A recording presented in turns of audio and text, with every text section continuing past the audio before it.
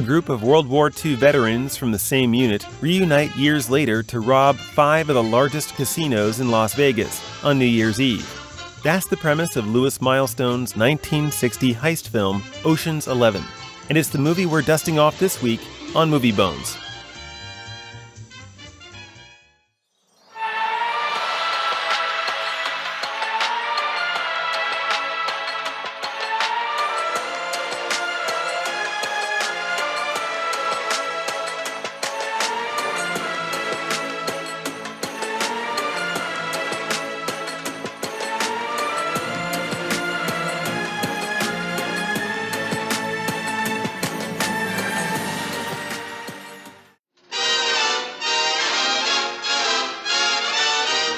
I couldn't feel any better, or I'd be sick. Tell me quick, oh, ain't love a kick? Tell me quick, ain't love a kick in the head? It's kind of funny that the movie starts out in a song about head trauma because being knocked unconscious is kind of the best way to describe my state of mind after the first hour or so. I got to agree with your point there because the word discombobulated probably is going to be overused by me during this review because that is a lot of how this movie kind of takes you on its journey. It's a very discombobulated journey at times. So this week's movie, of course, if you watched it with us, is Ocean's 11, not the George Clooney movie from 2001. We'll get to that later. We'll mention it later. This is the source of the inspiration and the namesake for that one, though, where you've got 11 veterans from World War II who reunite in Las Vegas to use their military training to pull off the heist of the century and rob 5 of the biggest casinos in all the city in one night on New Year's Eve. And let's take a step back because this movie really only gets made, I think, because of the Rat Pack. And how much do you know about the Rat Pack, Ryan? I know enough about them to get myself in trouble. Yeah, pretty much same here. I did the Wikipedia version of research and maybe just a little bit deeper than that. But it appears to be that the Rat Pack is this kind of loose, semi-formal, semi-casual relationship between actors and performers, starting back, I guess, with Humphrey Bogart. Actually, it says started the first iteration of this. I didn't know that. That's what I've been led to believe by the internet. So, but it wasn't as much of a tight-knit group back then, apparently, and it wasn't until Humphrey Bogart died, you had Frank Sinatra come in, and he became the chairman of the board of the Rat Pack. It was a mutual support society for these guys. And so if one of them was doing a show in Las Vegas, and they did, they'd either all perform together, or one of them might show up spontaneously at another one's kind of performance. And the same thing would happen to movies. They kind of got this mutual support society thing going up. So that was the structural part of it, but the effect was it promoted this kind of image. Whenever they got together, you had this very image of the kind of hard-drinking, chain-smoking, womanizing kind of caricature you sometimes think of when you think of like late 50s, early 60s, right?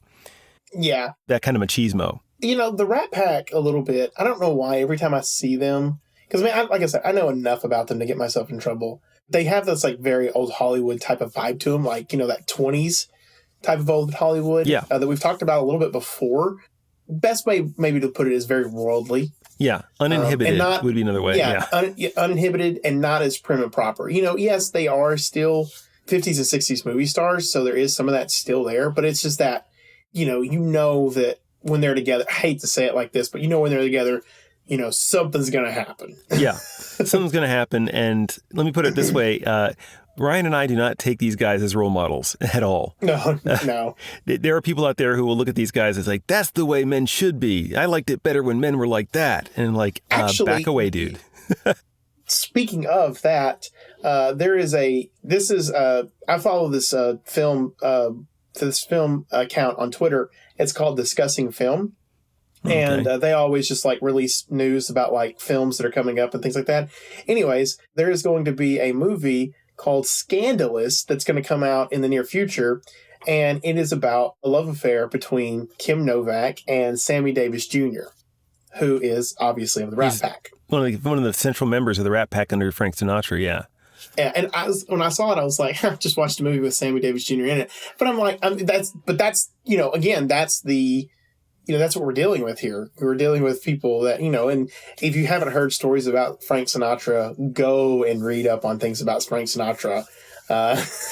Very connected to people that he should not be connected with. Yeah. There's that kind of, behind closed doors part of that whole mythos. Again, how much of that is real and how much is not real? I have no idea. I never figured that out. I could tell you, without going off into too more of a tangent on this, I could tell you that the FBI trailed him for a long time in his life just because. Okay. That is actually the truth. When you hear the FBI followed somebody, it's not like, they're following him because, the 50s had the Red Scare. You had, the FBI was getting involved in, anti-American activities. People trying to, it affected Hollywood a lot, the blacklist. We talked about it, I think, when we were talking about the, Roman Holiday had a writer that was involved in that. This is not that, though.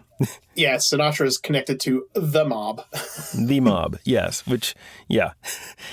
For the first hour of the film, it's kind of like just, you imagine the Rat Pack just kind of getting together on a Saturday and someone filmed them doing their talking, Yeah. There's a lot of stuff that doesn't go anywhere. You know what I mean? Oh, yeah, exactly. Yeah. Like, for instance, at least I didn't feel like this went anywhere. The whole subplot love story. Mm-hmm. Like, did you, I was at the end of the movie and I was like, oh, we're not resolving that? Well, it barely touches on it in the beginning. It has one good scene, which shows some potential. There's only one thing you love, Danny. That's danger. You could never love a woman like you love danger. And as long as your luck holds out, you'll stay in love with danger. As long as it keeps coming up heads. Let's say you're right. Let's say you're absolutely right. But remember, I did not invent myself. What's that supposed to mean? That means I do not own the patent. And I can't change it any more than you can change yours. And anyone who says he can is a liar. I didn't expect you to be perfect just because I fell in love with you. And it wouldn't have hurt you to give me the same break. That's like, I think that when you look back in the film and then you look at the new one that they made in 2001, that was one of the ideas they took from it. And then they expanded on that and they integrated it more. And I was kind of expecting them to do something along those lines here, but they never really did. And they do bring it back, but I didn't actually get what they were trying to do with it. And ultimately, it's just dropped like so many other threads, Its final scene is really that whole conversation between would you call her his ex-wife? If it's like the 2001 version, they're still married, but really so on the rocks, you practically see the writing on the wall kind of a thing. Yeah, and then they're kind of free to see other people and everything. Yeah. But anyways, so like the ending of that kind of arc of the movie is when she's having a conversation with his current girlfriend and she kind of tells her off, and then, we don't really hear anything more about that the rest of the movie. No. And you think, well, there's going to usually in any scene, where you have these two characters who would seem to have like a conflict of interest, these two women. And his wife just says, no, let him go. That's fine. Whatever. I don't care. I'm walking away. And it's one of those things in improv theater. There's an idea that, I forget what the rule's called, is that the most basic rule in improv is if someone gives you something, you're not allowed to deny it. Someone gives you, something to react off of, and instead of reacting to it in a constructive way, you retreat. Just kind of let it fizzle, and that drops the energy out of it. And that's what that did for me. It's like there's a scene where you have two characters, and one of them offered them some meat as a start. It doesn't do anything. It just fizzles. They gave her nothing to bounce back with. It just drops, like everything else. I agree. I absolutely agree with that statement, because I think that's what it does is, it's just, and it doesn't leave you wanting to care about certain things at all. No. You know what I mean? It's just kind of like, okay, let's get to the next scene. Let's just get to the next scene. And the next scene isn't often any better than the last one you saw.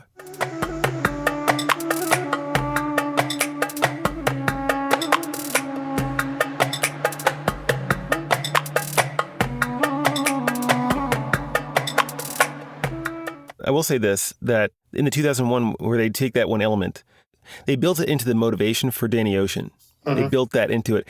And he doesn't tell any other people in his crew that it's really kind of about that. It's really about getting his wife back, closer to him again.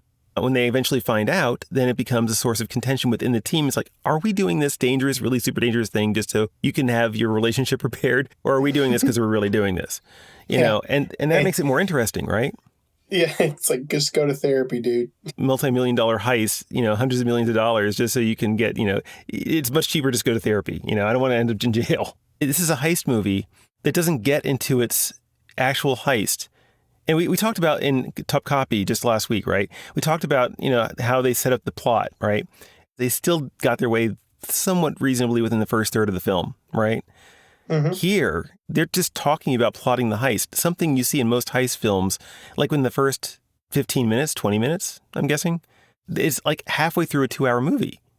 How do you do that? You have the Rat Pack. I think that's really, like, let's be real.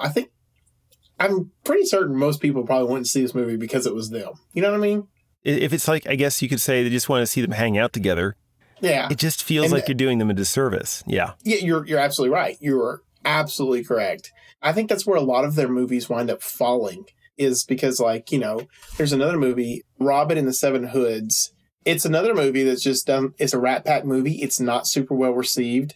It has Frank Sinatra. It's got Bing Crosby, Dean Martin in it. There is a song in it that I particularly like. I haven't actually sat down and watched the movie, but there's a song in it that I like, and I like it because I've heard it in a TV show. And I found out, I went and searched up the song because, it sounded just like, it's got to be a real song, but it's not well received.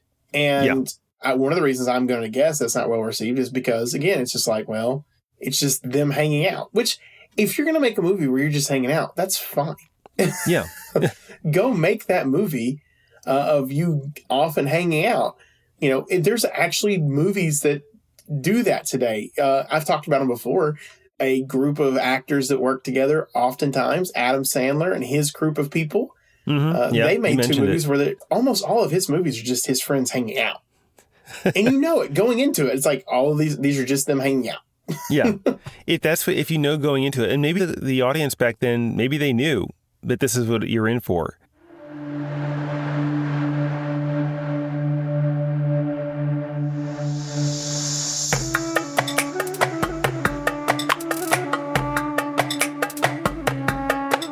There are some kernels in there of just kind of popcorn bits of fun, like, something like this. When I was leaving, Dr. Griffin said I ought to see a specialist right away.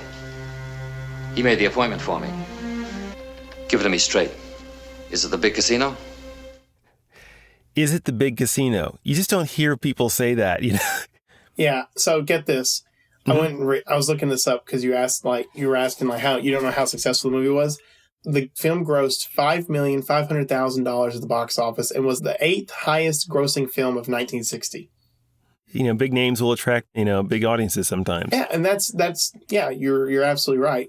And the film, believe it or not, the film actually does have its own popularity because, it's just clearly a lot of people went and saw this movie because it's the Rat Pack, and you get singing by people like Dean Martin, which is one of my favorite songs is actually "Ain't That a Kick in the Head," and frankly, one of the reasons why I love that song is because of a game I play called Fallout, and I'm sitting there, I'm like, they have got to take inspiration from this movie. Oh yeah, Fallout New Vegas. I don't play much in terms of modern games. The only game I play right now is Minecraft. But when you say that, it's like Las Vegas, and I guess there's fighting involved, right? There must be fighting involved. So yeah, kick in the head. You can see how someone would take that, and also the Fallout New Vegas. Yeah, it's in the name. Fallout New Vegas has a, it's in Vegas.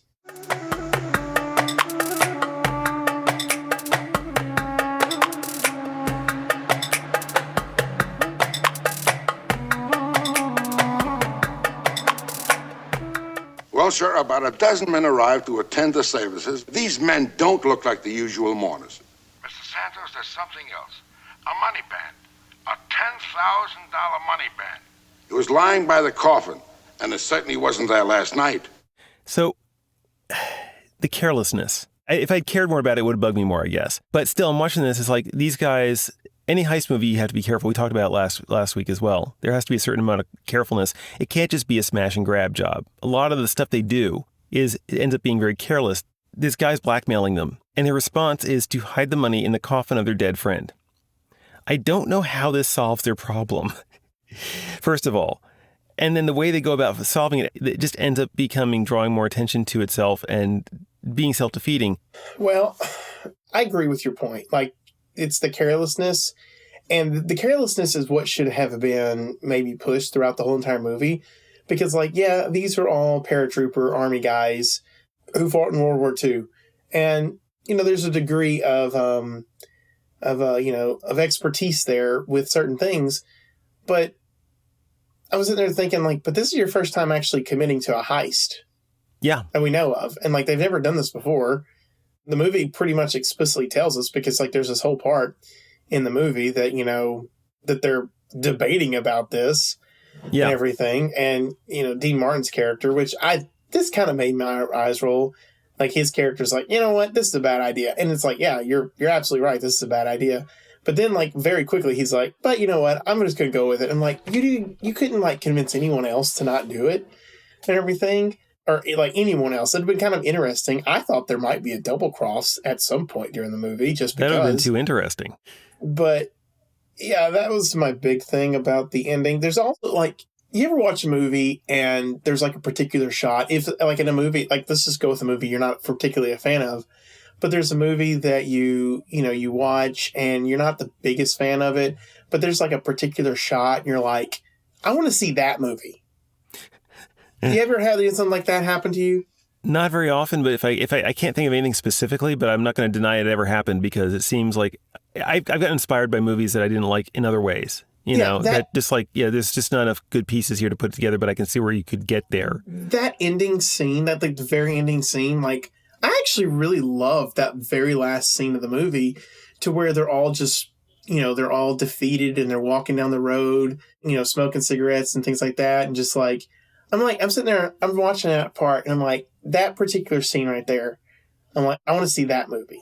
Like, I would have wanted to build around that particular scene. Like, give me that scene right at the beginning, and, like, let me pull back the curtain to show you why they're walking down the road. And, like, you could have made it so much, it's just so much different.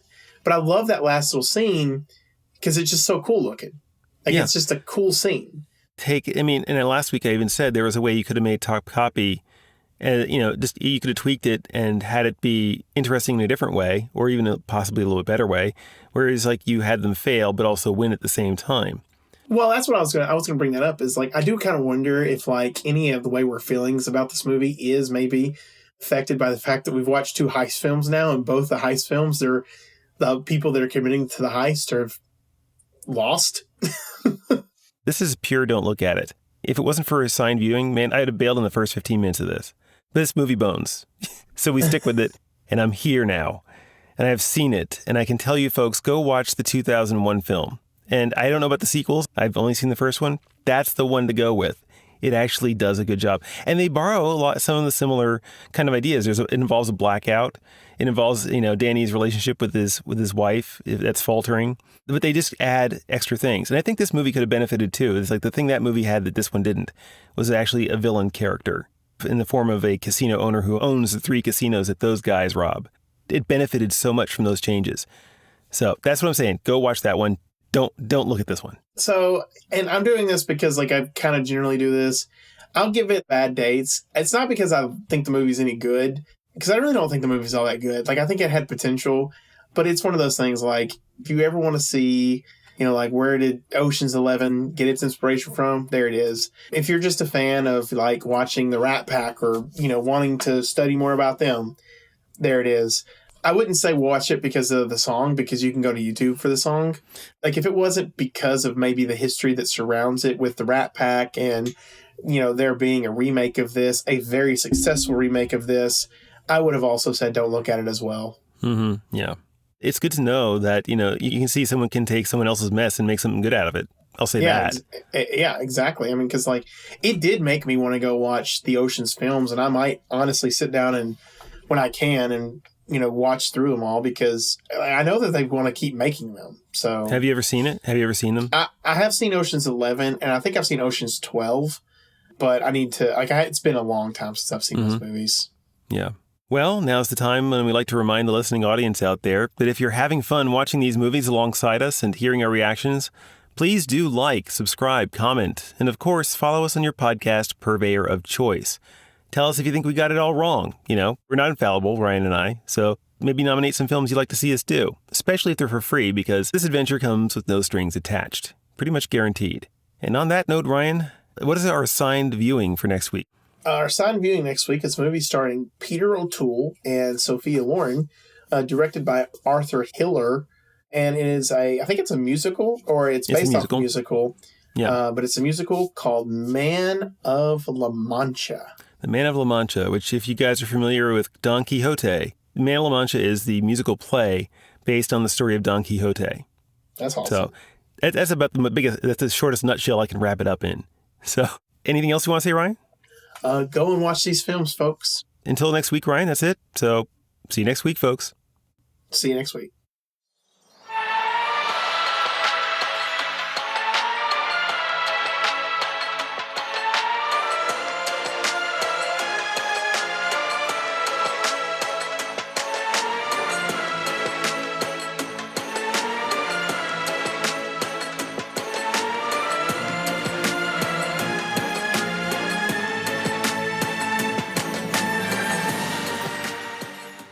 I gotta listen to all this.